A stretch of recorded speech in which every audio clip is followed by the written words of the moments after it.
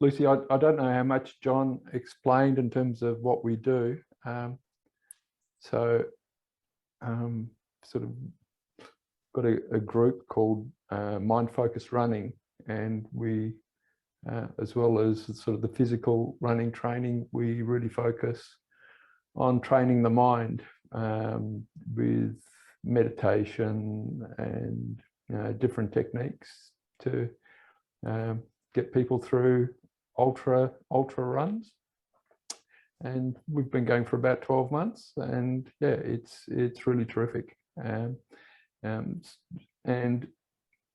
the guys sort of do about a 13-week core sessions course, and then after that they sort of go into what we call super group, and we meet twice a week to talk mental stuff, running stuff, meditation stuff, and then about once a month we have these super group sessions where we invite a special guest, just as a bit of a Q&A session, and I think we've had about 5 so far, and they've been terrific. We've had Scotty Hawkers come to one. We've had a guy I know in New York talk to us more in depth about meditation,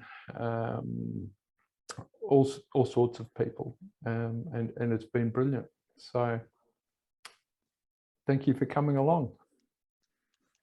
Yeah, I feel very privileged amongst those that crew, and what a great concept. I feel like it's quite it should be more common, because with ultra running and that and life, I feel like it's so much about the mindset. So great job, guys, putting this on. Oh, great. Thanks, Lucy. Yeah, look, it's definitely not for everybody, and I think probably about, I don't know, maybe 5% or less of runners sort of get this side of it, but I think those that do get some huge rewards out of it, and we've seen that within the 24-hour world, especially with Kai Brett's, what he's been able to do with meditation and the like. Yeah. All right. Well, I reckon we can just get started. I think everybody's pretty well here now. So just by way of introduction, Lucy ran her first 100K at age 15, which is just amazing. And I think you're now 25, Lucy, that's correct? That's right, yeah. Yeah, okay. And in that time, she's become an absolute world-class trail runner. She's run races in Australia, New Zealand, China, Hong Kong, South Africa, Europe, and the USA. And she's won many of those races, including Ultra Trail Australia, which I think was a big win for her. And one of the standout races was finishing 3rd at Western States in 2018. So Lucy, I don't know if you'll remember, but we met at Coast to Cozzy when you were crewing for George. I do, actually. And that's quite a few years ago now, and I can't remember whether it was the year I was crewing for Sean Kessler or for mixed weights. I can't remember, but yeah, I always say to these guys that if they ever get the opportunity, that crewing's such a fantastic thing to do and such a learning experience. Can you just maybe comment on that? Have you done a lot of crewing? Yeah, I have. I think back to before I ran my first 100K at 15. Whenever I wasn't able to run with my dad, I would always crew him, or I would always volunteer at the races, because I still wanted to be a part of the weekends, and I still wanted to go away and explore and have my dad pay for me to have an amazing time.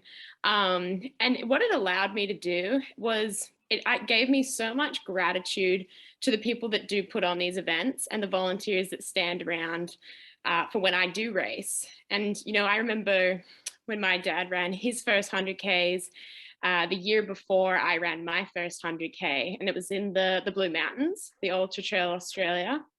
And I remember standing at checkpoints and I saw the front of the field go through, and, you know, they didn't stop. They barely ate. They just looked amazing, super fast on the trails.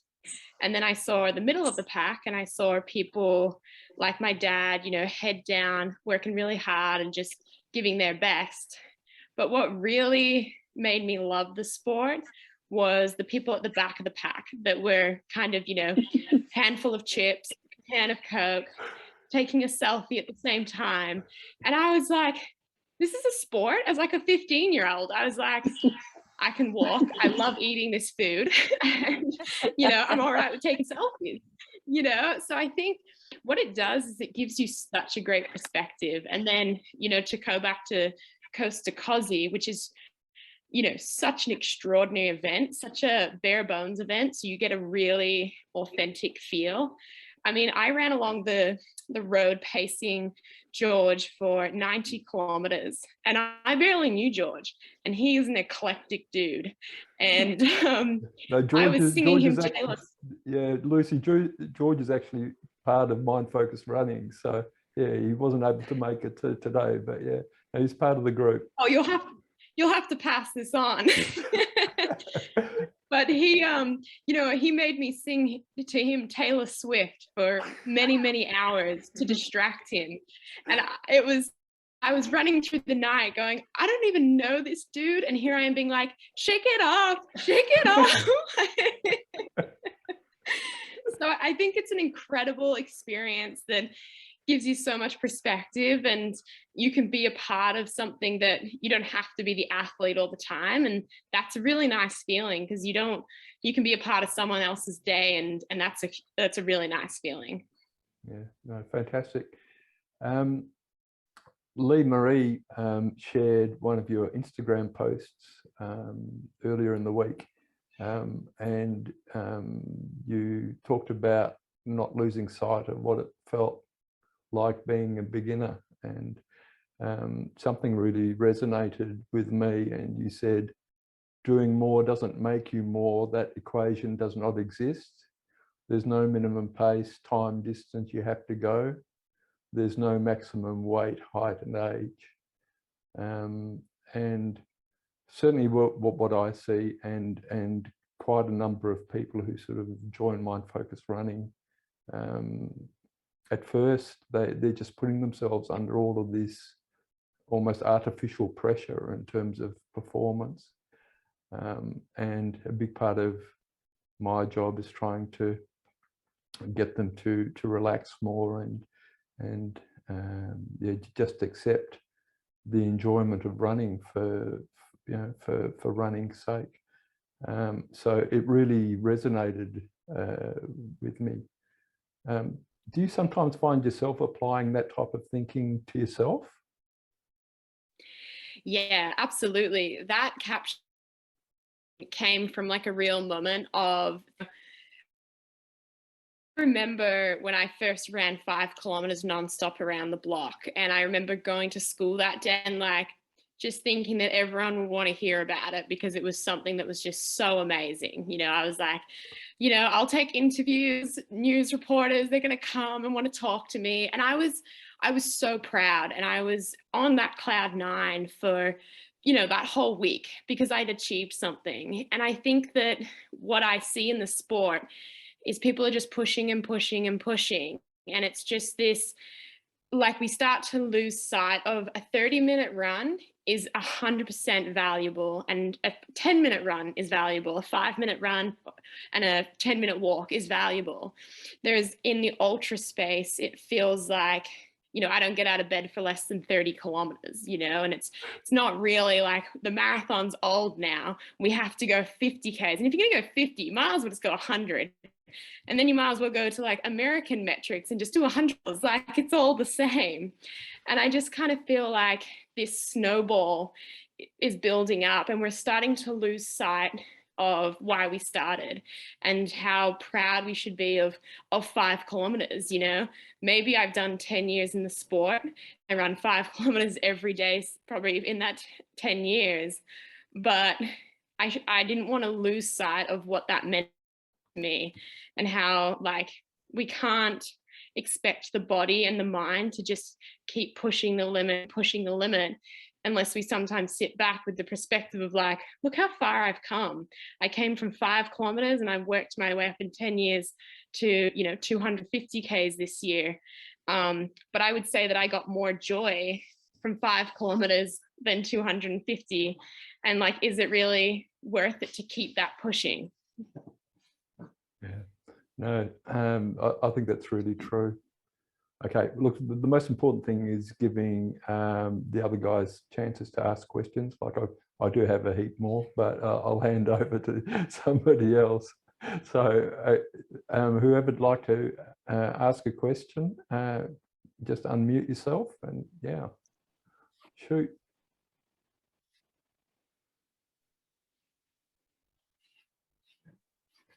All right, I'll go. I know you spent a little bit of time out injured sort of in the last couple of years, Lucy. Did you find that you sort of had to reset where you saw yourself in the sport and where you saw your value? Yeah, that's a great question, and still a very present question for me. I had an amazing year in 2017, and then I had an amazing result at Western States in 2018. And so, that expectation and that kind of, I'm just going to stop my dog on the beanbag. Hang on. Sunny,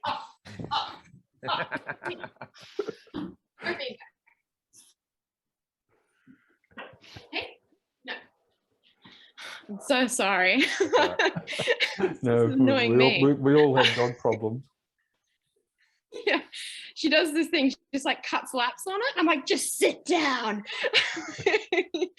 So it's been something really challenging for me, and it wasn't so much an injury that took me out after Western States. It was more an injury of the mind, if you want to call it, or a brain sprain.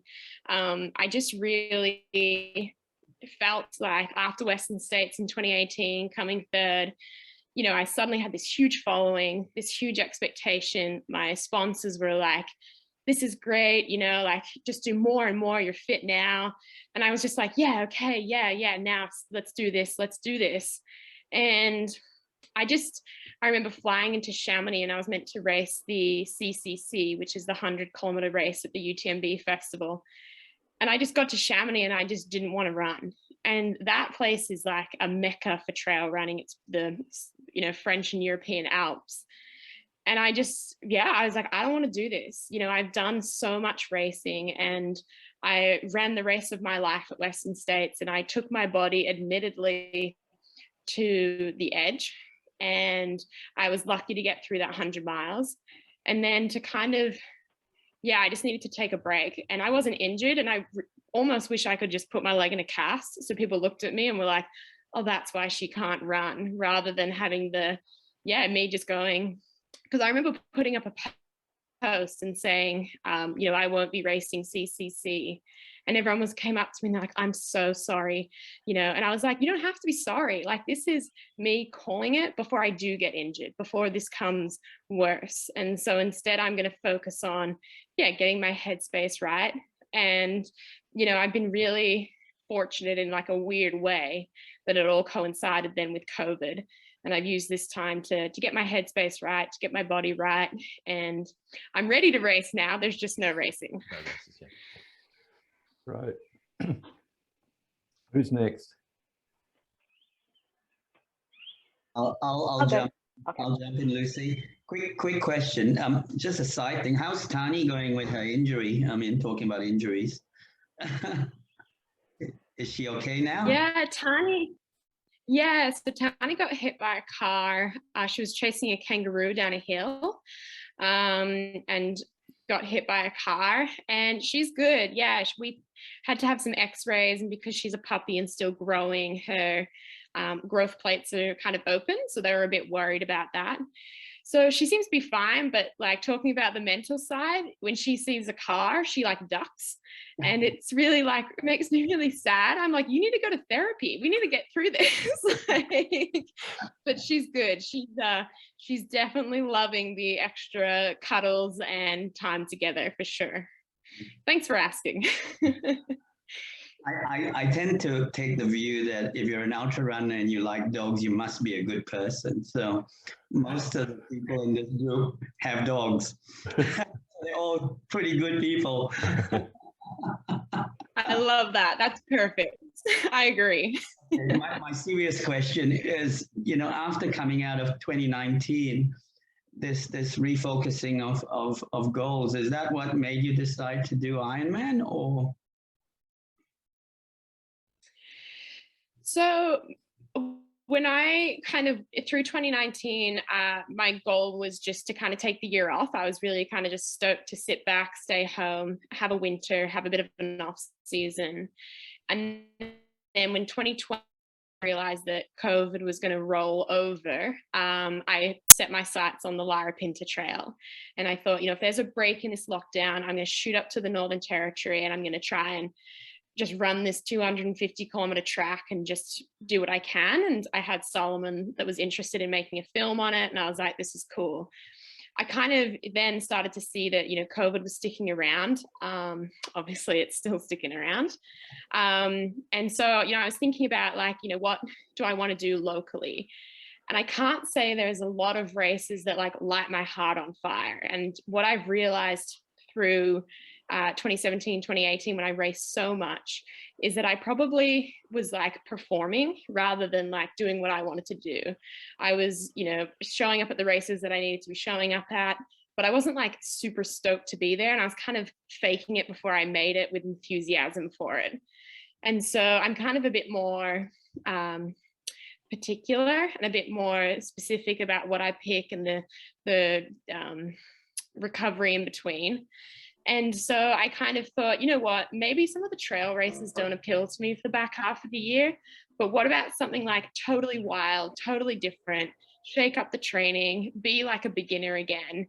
And that's where the idea of Ironman came in. Like, I love swimming and I love running. Not a great cyclist, as we can tell from today, but I was just kind of, I think for me, I just needed to challenge myself. And like I was saying, that didn't mean that I needed to keep running further and further and further. And I realized that on the Larapinta was that I can't feel that desire and that curiosity by just extending the amount of time I run for, because running is so comfortable to me. So I would much rather be a beginner on the bike and learn new sports and meet new people with doing an Ironman. Yeah, no, I think yeah, that's a remarkable shift, and hats off to you. Like, it would be so easy to just stick to doing what you do well, but to go Ironman. Yeah. So I hope it's Ironman. I think it's important. Yeah, I was just going to say it's Ironman WA, right? That you're doing. Yeah, correct. So it's Busselton Ironman in December 5th. And I think like what's really important to me is that this is not like, I'm not trying to win this thing. It's really just, it's been on my bucket list for a while. And, just like running the Larapinta, but it's not going to be done perfectly. I haven't swum since lockdown. So I don't know, in the shower, I'm pretending to do some strokes. But yeah, so it's not going to be a perfect build up. It won't be a perfect race, but it's just something I want to accomplish for me with zero expectations and more just that curiosity again. Yeah, is that difficult? Because you must feel like everybody's eyes are on you all the time. Yeah. So people will have totally unreasonable expectations, in terms of Ironman. How do you handle that? Yeah, definitely. I think it's something that I've probably worked through, after Western States, and I took that mental break and really had to put things in perspective and come back to my why in running. And so, you know, I think about why I started this sport when I was 15, why I stuck with it for 10 years is the community aspect and the curiosity and the empowering aspect. And all of that has nothing to do with anyone else. That's all in me. It's me wanting to be social and talk to people. It's me wanting to feel strong, and it's me wanting to learn and push my own boundaries. And I think what I got lost a little bit in 2018 is when you pick up a whole lot of people and they start following you, you have this amazing array of opinions and expectations, and people thinking that they know what your future will look like, you know. And I remember even when I signed up for that first 100K when I was 15, and they put out that this 15-year-old was going to run the Surf Coast Century with her dad. I had hundreds of opinions. I had news articles written and radios, people interview me because they were like, oh, you know, it's going to stunt your growth. You clearly have an exercise addiction. Your parents are bad parents, you know, all these things. But like, because it was a new path and something a bit different, people, you know, there's no comfort in that. People don't know the answers, so they speculate. And it's the same with everything I do. You know, everyone has opinions on me following a plant-based diet, me running 250 kilometers, to me wanting to do an Ironman. And it kind of just like, it's on me to go, okay, like, you can have your opinions. I totally, like, I'm happy to hear you out. I'm happy to, yeah, you're open, you're allowed to have that. But for me, it's just like, I need to internally be like, I know my reason for doing this, and that race does not define me as a triathlete, as an athlete, as Lucy Bartholomew, because yeah, I'm more than all those things. Yeah, no, terrific. Just before I go back to one of the guys, you touched on you starting running at 15 years old, and you're right, there's so many opinions in terms of runners starting to run what people class as too early. There are races which have minimum age requirements, and I know people younger than those age requirements have a battle trying to overcome those things. What would your advice be to you know, young men or young boys and girls really, starting in the sport of ultra running, and in terms of, you know, developing through that path sort of like you did? Yeah, that's a great question. And I actually get it quite a lot. I think, you know, I have a lot of parents that come to me on social media, and then I have kids themselves reach out. And when I say kids, I mean like teenagers, young adults. Yeah. And I think that what's important is going back to that why. You know, I didn't run the 100Ks to be the youngest, to be the first, to get a sponsorship, to make it my job. You know, it wasn't about being more. It was just about spending time with my dad, doing something that I saw him achieve and all these other people achieve, and going, I wonder if I can do that. And there was no pressure on it. There was no time. You know, we didn't train all that specifically. We would go out, we'd go running, but it was never about the running. It was about, you know, oh, we just run until the track ran out, or until we got bored, or we got hungry, or we had nothing else to say to each other. You know, it was just kind of like this shared experience. And I think that what I'm seeing now is because you can kind of, it's a very glamorous, or online it looks very glamorous, that, you know, trail and mountain running is your career and you can make a job out of it. I think that some people are chasing that, but it's not a reality. And I think that's, you know, when you follow people's Instagram, you just see the good days, the sunny days, the mountains. And so I think that, you know, really understanding your why, really understanding what your goals are, and just going into it with an open mind. I remember, you know, standing on the start line, and, you know, me and my dad, we run very different races. When I was 15, I was really fast out the gates, and then I would slowly die. And Dad is a older man, got to warm up, and then he'd come in consistently. And, you know, I was so annoyed for so long. I was like, come on, Dad, let's go faster. Like, we can get this done before sunset, you know, hurry up. but then when we crossed the finish line and I was still in that, like, I feel good, I feel pretty comfortable, I like look back and I think it was such a pivotal moment, because I finished going, that was awesome, had a great time. For sure, I can take time off that, you know, and I want to do it again. Whereas if I'd run the race that I probably would usually do, I would have got to 30 Ks and then walked for the rest of it. And then I probably would have hated the sport and gone, I never want to do that again. That was awful. It took me so long. And I think that, yeah, I think you've just got to kind of share that journey, you know, sharing it with my dad, having the community that trained with me and my dad a lot there to support me, and just kind of be like, you know, just remember your why, Lucy. You know, you're not out here to prove anyone anything, and you're doing this, you know, for you. I think that that's what young people wanting to get into the sport need to do, and just remember that just do it for the there and the now, and don't do it to become anything in the future. Terrific. Okay, who's got a question?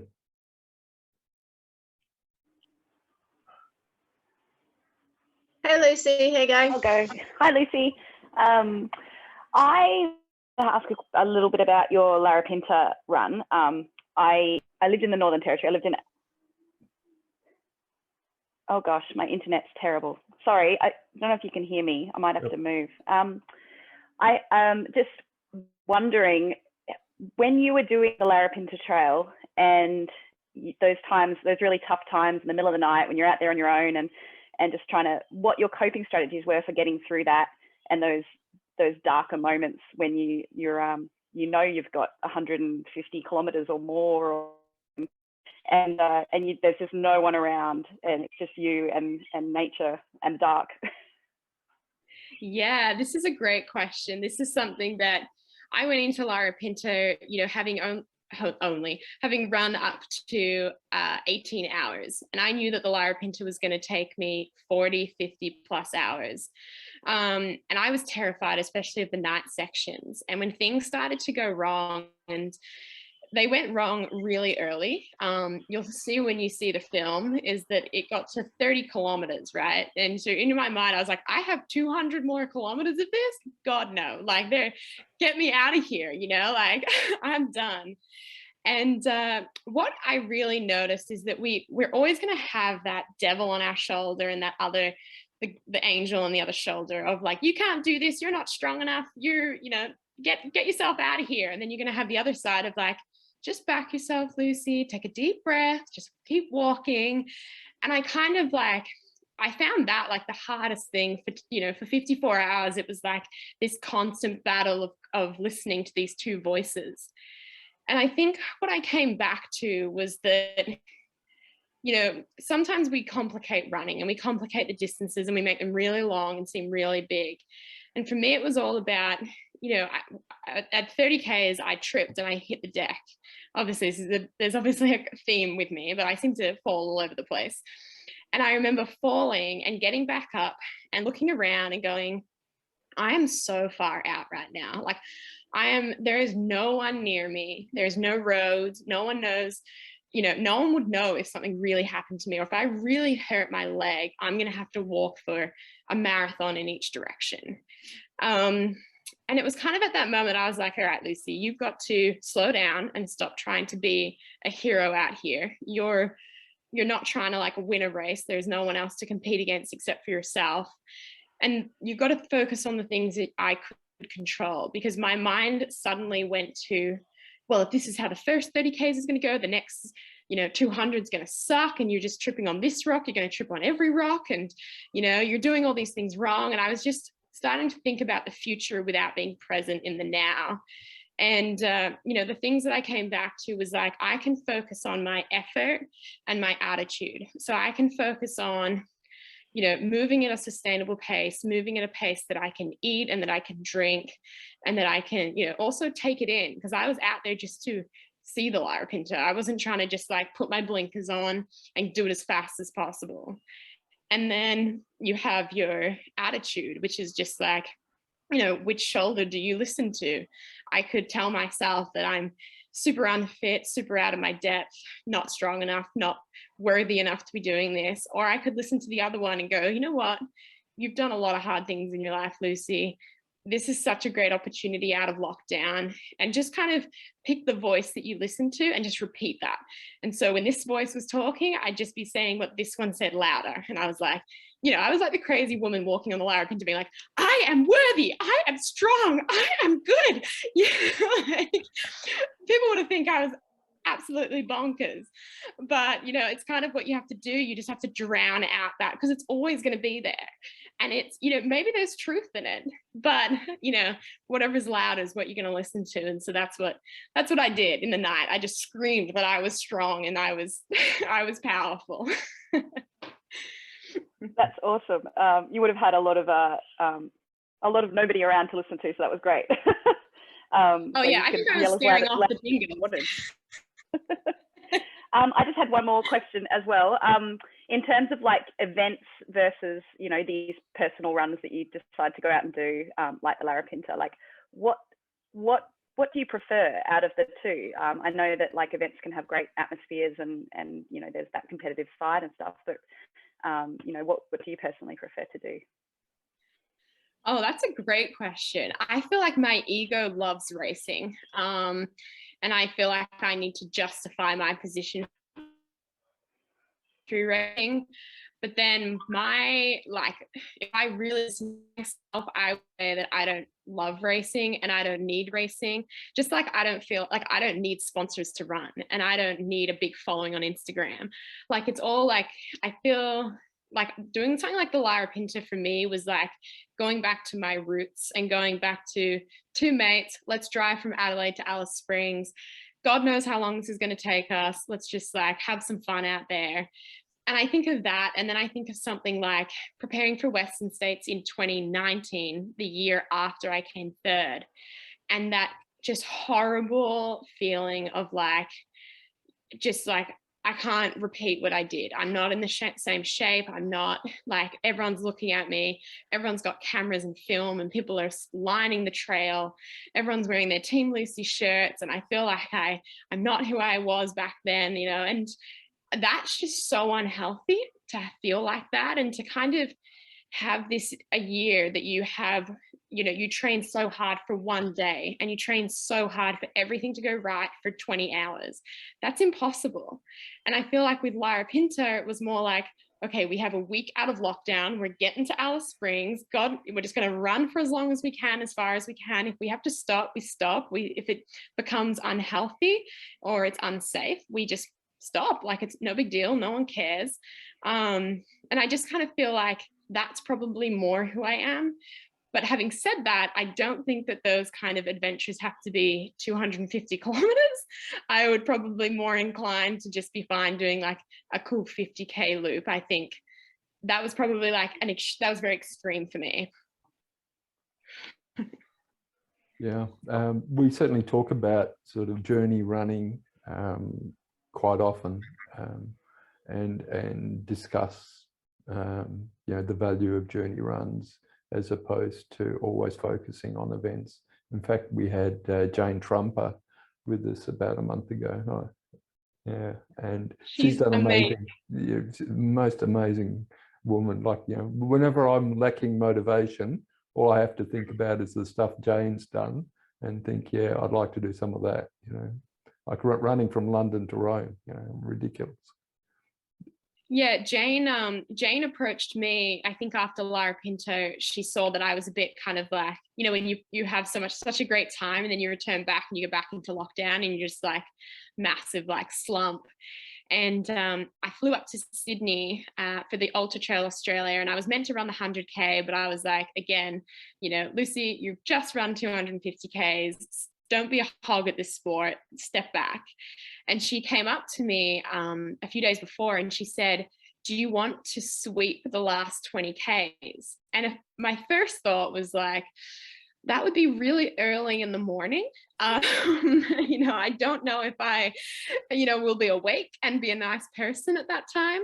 But then, I said to my dad, I was like, oh, Jane offered for me to sweep. And he was like, what an amazing experience, Lucy. Those are those people that when you were 14, you watched run through the Blue Mountains. And now you get to be at the back with them, take down the markers and be a part of the final steps. And so Jane picked me up at 3 a.m. and we drove out to Queen Victoria Hospital, and we walked down Kadumba. And Jane was telling me all her stories. I didn't know that all that much what she'd achieved. And then we caught up to the last guy, and it was so incredible helping this guy. He was just 2 steps forward. He'd lean on his poles. He was struggling. And then, we were going up the third stairs, and I had like one hand like pushing on his ass, and I was like trying to get him up the stairs, and I took his pack and his poles, and Jane was like singing Eye of the Tiger or something, and I was just like, this is freaking unreal. And at the finish line, he was just like, he just kind of came to, and he was like, I can't believe you guys helped me do this. And I looked at Jane, and Jane was like, this is why we do this. And it was, she's just unreal. I had really no idea, and I'm so thankful for her for that, giving me that purpose that day. Fantastic. Okay, who's got another question? Go on, John, you must have more. Yeah, I've got, but I don't want to hog the whole. Okay, changing the perspective. I'm really interested in your journey in terms of the plant-based diet that you've picked. I mean, could you just sort of tell us how you started that whole journey? And sorry, it's a longish question, because Zach Bitter goes the other way. He's into that keto, high fats. I know you haven't done that, but I just want to hear the perspective from a sort of, the elite perspective, how you manage plant-based and running, and do you think it's well, I'm sure you think it's good, but do you think it helps you running? Yeah, that's a great question. And I actually, in one of the Western States training days, me and Zach ran together, and we debated this for about 30 miles. So for 50 kilometers, we just went back and forth and counted each other's arguments. And at the end of the day, it came down to some things work for some people and some things work for other people. But for me, I ate a normal Western diet up until I was 17. And then I kind of just made a decision that I was going to go vegetarian. And I went vegetarian mainly because my mom was very old school in thinking that, a meal wasn't complete without meat. And then, especially if you're an athlete and you're running, you need to have all these other things. When my mom moved away to the UK, I started doing all the cooking in the house. My dad burns water. It's just incredible how little he cooks. But, it kind of gave me this opportunity of like, right, I've got like a decision now. When I go to the supermarket, it's my money I'm spending to feed us. And, what do I want to support? And what I think is that there's a good way, there's the right way to be, that's not right. There's not the right way, but there's definitely 2 ways to be vegan. And it can work for an athlete and it can work for a human when it's done smartly. And you've got to be educated. You can't just get your plate and take off the animal products and leave the plate as it is. You have to replace, and you have to kind of have things that sub in, substitutions. So, I loved reading about all this stuff. Food's like a massive passion of mine. Probably it's second to running. If I spend more time out on the trails, the other times in the kitchen. And so I did a lot of reading, a lot of researching. I kind of understood what I could substitute, the way to get my protein, to get iron, what I need personally. And so, I think, yeah, you've just got to do it for the right, again, it comes back to your why. You know, if you're doing it because you want to be healthier, or you want to be thinner, or you want to be, you know, more environmentally friendly, you know, those reasons can all be valid. But when you're an athlete, you know, I was doing it for performance. I used to have not sleep super well. And when I was reading about how when you have a piece of meat at dinner time, you know, it takes between, you know, 12 to 14 hours for that to really digest and pass. And so when you eat that at dinner, you have a few hours, you go to bed. That whole time that when you're sleeping, your body would usually be just like cleaning up, getting ready for a new day, freshening up. It's instead working away at digesting that piece of meat.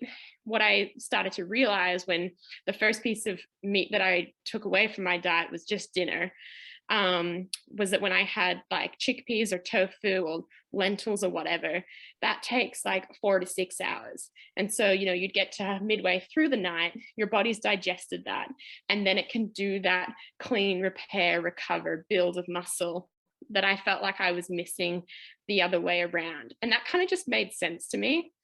And then I think, like, on top of the performance stuff, the more you read, the more you're educated. And I really felt a pull to the environmental and the ethical side, just as, you know, these places that I run, these are my playgrounds. This is my office. This is like my cathedral, my church.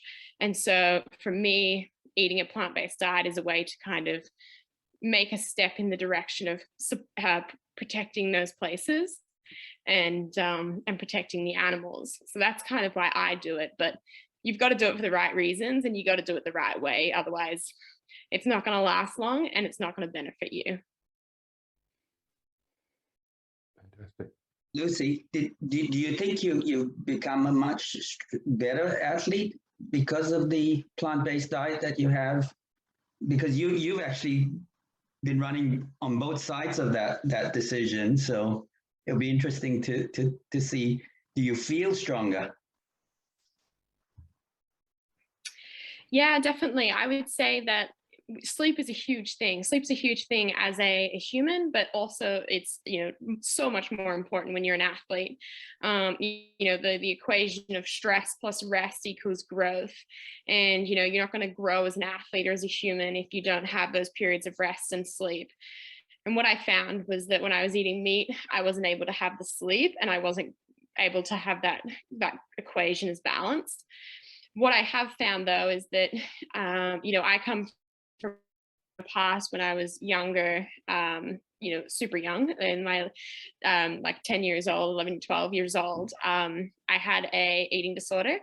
And so when you come from a past like that and you start to put restrictions on, like a plant-based diet, which can sound very wholesome and very good, you have reasons to cut things out. And as I was training more and getting stronger and running further, I don't think my equation of like food in and fuel out was as even. And so I think that I was detrimental to my health for a portion of time before, my body kind of spoke to me. You know, as a female, you have your menstrual cycle, you have your hair starts to thin, your skin, your nails. And before long, it's, you know, it's stress fractures and bones and stuff. And I didn't get to that point, but I definitely had to reassess, you know, going back to my why, and also just kind of having someone else look at it and go, you know, Lucy, this is not an equal scale, and you were doing this to create equality, and you're not. And so I think that's where it can be dangerous to label yourself anything. And you kind of just gotta, sometimes it's just good to have other perspectives on it. Fantastic. Does anybody else have a question before I go to my own list? Lee Marie's going for it. Hi, I don't really have a question, but I know on Instagram and that you've spoken about like body image issues and all that in the sport before. And I think you posted something the other day as well. And I just wanted to say thank you, because I think it really does need to be put out there, because I know as a female myself, I do look at other runners and I'm like, oh, I don't look like that. So am I really a runner? And then, I don't know, like I just wanted to say thanks for putting that out there, because it really can help. Because I've been having the the past few weeks going through that myself again, and I know it's ridiculous, but it's good to have people out there and speaking about it, because it's good. So I just want to say thanks. Well, thank you. And I honestly, like, it's so not ridiculous. I think that it's an incredibly, I think the sport of trail and mountain and ultra running, you know, we all say, oh, like that kind of philosophy is in road and track. We're not like that, you know, we're very accepting. And I think that ultra running, trail running, mountain running, whatever you want to call it, so many labels for it these days, is at a real intersection. And I posted about this the other day because I was like, I feel like it's becoming so easy to follow races and so easy to watch it on TV and to kind of, you know, to really stir up that comparison within you. And I think that, you know, there's track athletes that they watch like the Olympics and they're like, oh, you know, like this is what you need to look like and this is what you need to do. I was following like the Golden Trail series, and which is a Salomon event, and they run like the Sierra Zanal, which is a 30K. And I was watching it and I was like, man, like the winners are getting smaller and smaller. And I think it's really challenging for people to watch that and then to understand that, like, I went down that rabbit hole, you know, at Western States 2018, I was the leanest, you know, everyone called me the fittest that I'd ever been, and I had success. What I didn't have was long-term health, and what I didn't have was sustainability. And I think that I'm a big advocate for changing that whole sequel and taking the other road at the T intersection, because I just want people to realize that it's not worth the result. You know, I would have taken 200th at Western States to not have had to dig myself out of the hole that I got into from taking myself to that point. And, you know, like going back to, you know, a whole lot of people start following you when I came third at Western States. So everyone thought that's what I looked like, but that's not what I should have. That's what I worked really, really hard and, you know, took myself to a really hard place for. But then when I started to change back to, or, you know, accept this is not sustainable, let's go back to something that is sustainable, that's when you get the opinions and the criticism and the comments and stuff. So I think that it's a really interesting time for the sport. And I want to be someone that kind of just says, you know, I don't give a crap what you look like. I don't care how fast you run. I don't care what surface you run on. You know, like, I think that by putting ourselves in all these categories, it's becoming a really competitive and not as healthy sport. And so I think that, yeah, it's certainly not a ridiculous concept, because I've spoken to so many elites and non-elites, and we're all just like, feel the same way, you know. But if we can say it, then at least we acknowledge it, and then it's kind of like out in the open for everyone to say, I love you for you, and I could not care less what you look like. So yeah, I think you're amazing, and I think that you don't need to be a certain weight to do anything, and you don't need to look a certain way. You can run backwards for all I care, as long as you're outside and moving your body. Fantastic. All right, I'll go to one of mine. We've been really fortunate here in Western Australia in terms of lockdowns. Like, we've hardly had any. Life is normal. We go running, we have events, life just goes on. I know you're in Victoria, rural Victoria, and a couple of the team are in Melbourne. I'd love to hear how you've been able to cope with, I don't think rural has been as bad as Melbourne City, but how you've been able to cope with the whole lockdown thing, and especially, you know, training for something quite substantial like Ironman WA, and knowing that might not actually happen. You know, how have you been able to manage that all mentally? Yeah, that's a great question. So I'm actually in the Yarra Valley, which isn't considered regional. We're still 45 minutes out of the city, but we are still metropolitan. So we've done the 200 days of lockdown, not counting or anything, but I think it's like 203 at this point. And it's been you know, it's been tough, and it's super fatiguing to kind of you know, get your hopes up, to write a training plan. You know, when things opened up, I was like in the pool straight away, and I was on the bike going far and wide. And then to kind of go back to your bubble and just be like, all right, I can't swim again. And just kind of, you look at like my Strava graph, and it's just this constant like in, out, nothing, 0 or 100. And I think that it goes back to like the same thing as Larapinta, right? There's always going to be that person, that devil on your shoulder that's like, what the hell are you doing an Ironman for? Like, you are not ready. You've barely ridden a bike. You're barely swimming. You shouldn't be doing this. Just pull out. Like, what are you doing, man? And then there's the other side of like, Lucy, you were never in this to like win it. Like, just go and have some fun. Yeah, it's going to be challenging, but if you can do it through a lockdown, imagine doing it without a lockdown, you know? And I'm just choosing again to kind of like speak the good side louder. And I think that I'm focusing on the things I can control. So like my effort, I wake up every day, and for sure I am not motivated. You know, everyone's like, oh, it's your job. And I was like, my job is not to cut loops of my neighborhood and like my neighbors to think I'm totally bonkers. But you know, my effort, I'm just like, I'm going to go outside, whether it be to walk my dog, to run for 2 hours, to see if I can run every street in the neighborhood, maybe to like chase a Strava segment for something fun to do. So I have like my effort and then my attitude. And it's just like, I could be really disappointed that I can't complete the training, or I could be looking at Strava or looking on Instagram and seeing everyone in WA bloody have their great time in their races and be moving outside and having a good time. But instead, I'm just like, you know what? They can do them and I'll do me. And I'm going to focus on what I can do, and I'm going to focus on my actions. And when I do, I can get good sleep, those people on and be their cheerleader from Melbourne.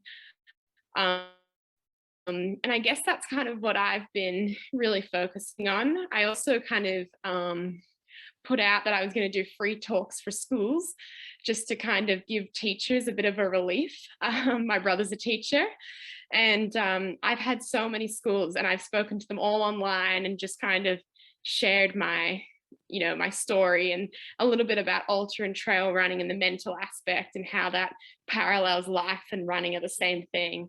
And that's just kind of, you know, it's given me a bigger purpose than like training for an Ironman, which like, if that doesn't go ahead, probably be a little bit relieved. But also like, yeah, I'll be fine if it does go ahead. I think I can endure a day of 3 disciplines. Yeah, fantastic. Good effort. Okay, last question. Do you have any regular mind-focused practices you follow yourself?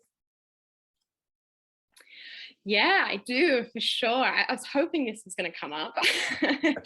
I'm a huge fan of meditation. I'm a huge fan of, but when I say meditation, I don't know what you guys think, and this might be a little bit controversial, but when people say to me that like running is their meditation, I'm like, that's awesome. But I also think running, the act of running, distracts you from the stillness in which meditation like really challenges you. And I think that when people say that, oh, I run for meditation, I don't need to do that, it's kind of like, you know, I'm so comfortable running that I can text, I can think, I can do whatever at the same time. When I'm sitting and I meditate, it's like a totally challenging experience that really makes me have to be present and let thoughts come in and go out, and like, you know, really clean out the mind and the system. So I do a lot of that. I do a lot of visualization. I kind of love, especially when I, you know, do have like a goal of, you know, running the Larapinta, or, you know, a session, even like in lockdown, it's kind of like visualizing the next day's session. Like, how is that going to feel? Where am I going to run? What am I going to do to make this like different and make this interesting? So I do a lot of that kind of stuff. And then, yeah, I would say those are probably the main 2. I practice a lot of yoga and, you know, like, I guess you could call it Pilates. I kind of love that intrinsic, like listening to how the body feels. And, you know, I think running's such a pounding and intense sport really for the body, that when you do something that's not so much, sometimes it can feel like a waste of time, but then there's something so beautiful about setting aside time to, I don't care if I just lie on the mat and fall asleep. I'm like, that's Vipassana if I've ever seen it. Like, I am practicing corpse pose. Yeah, look, that's terrific to hear, Lucy. Yeah, look, we certainly all practice sitting meditation on an absolutely regular basis, but then we can combine meditation whilst running. So I guess running isn't our meditation, but you know, we can also meditate while we're in the act of running, and we'd certainly never recommend that somebody, you know, just does the running meditation. The seated meditation, as you say, is absolutely really important. So yeah, no, that was. I did this. No, go on. I did this amazing retreat in Nepal just before I came back, before 2019's lockdown, so the first lockdown. And I flew into Nepal, and I was taken, it was a silent retreat. I don't know if you guys have ever heard of it, but you know, Vipassana. And you got there and they were like, right, here's a gown, like a monk's gown, and you take off, you don't wear what your normal clothes. And I thought it was so interesting because they kind of said afterwards, they were like, what you wear defines you. You know, you came here with all your Solomon kit, you clearly were a runner, you're clearly like an athletic person, but when we strip that off you and everyone's in their gown, everyone's kind of back to square one basics. What I found incredible was like when you can't communicate and speak, the stories you create about someone. And I was like, oh, this person's clearly a lawyer. Like he looks really stern and unfun. This person's like, you know, obviously really high maintenance. And, you know, she like, you just create all these stories. And then we came out of the 10 days of no speaking, and you talk to them and you're like, oh, you're actually like a hoot of a person. And a lawyer, you're actually like a plumber or something. And it was just like so incredible, that kind of side of things. And it was the most challenging thing I've ever done, because if you haven't noticed, I like to talk and community is huge for me. And it kind of really opened my eyes to, you know, that's where I really learned the art of meditation, was because we sat in meditation for 6 to 8 hours a day. But it was something that I did after having, a really hard year of 2019, and or the end of 2018, start of 2019. And I think it's something that I'm just like, when I go into sports, like not speaking on the Larapinta to anyone and then being able to like yell into the universe, it's such an incredible feeling. So that was just something I wanted to share. Oh, fantastic. Yeah, I was down to do Vipassana here in Brookton in April, and then as something came up and I wasn't able to do it, but I'm really looking forward to it. Is it something that you'd recommend? Oh, absolutely. I think we think of ourselves as endurance athletes, and you know, we're so hardcore. And I think I went into it a bit kind of like, like won't be that hard, just like take my mouth closed or something. But, you know, it was just like the most incredibly challenging. But then when I came out of it, it was like, how do I sign back up? You know, that was just, I learned so much about myself. I took my mind and my body to a place that, because you can't exercise, you know, and that's something that we all lean on so heavily as athletes. It's our coping mechanism. And so I would, hands down, especially after these last 2 years, my gosh, we all need to go and sit and just decompress. Okay. No, look, fantastic, Lucy. I've really enjoyed our conversation, and I'm sure everybody in the group has. It's been absolutely terrific. Thank you so much. Hey, thanks, guys. I really appreciate it. It's such a great way to finish a week with a call with you all. So yeah, if you have any questions, let me know. And yeah, thanks for, I think it's awesome what you're doing.